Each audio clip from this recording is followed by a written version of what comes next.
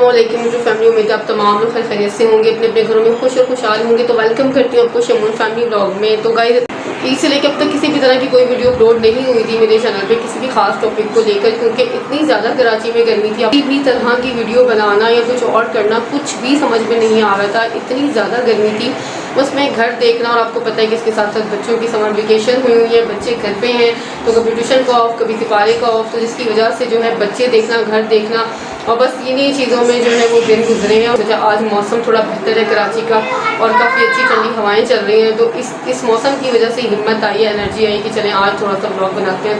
Kitchen वगैरह मैंने सब साफ़ किया हुआ है।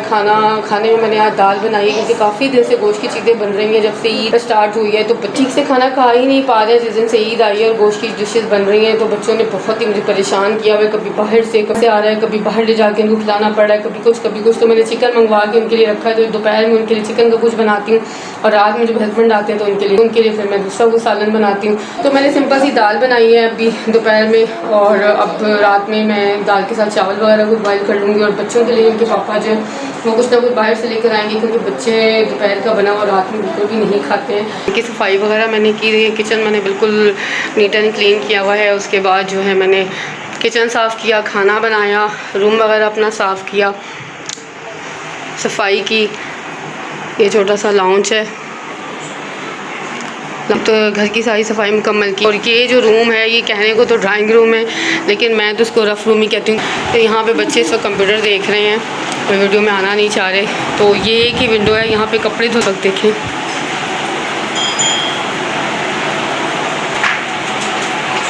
तो बादल जो है वो बिल्कुल बारिश वाले हो रहे हैं इस वक्त।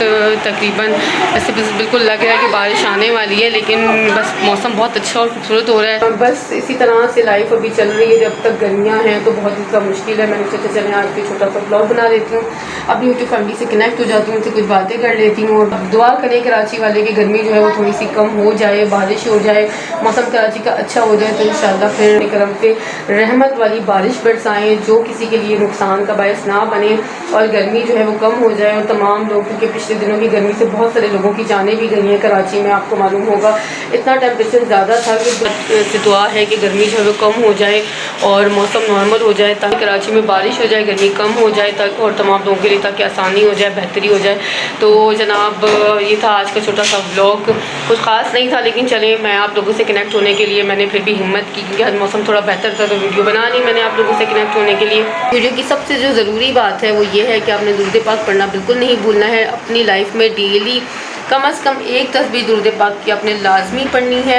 आपको गर्मी से महफूज रखना है, अपने बच्चों को अपनी गर्मी से बचाना है। बच्चों को बाहर बिल्कुल निकलने मत दें, गर्मी के टेम्परेचर से अपने बच्चों को महफूज रखें, घर में रखें। और हैप्पी समर वेकेशन तमाम लोगों को, कि अपने बच्चों के साथ अच्छे तरीके से छुट्टियां एंजॉय करें। और वीडियो को लाइक कर देना है, चैनल को सब्सक्राइब कर देना है। तो मिलते हैं फिर, के लिए अपने रखना है अपना बहुत सारा ख्याल। तो अल्लाह हाफिज़।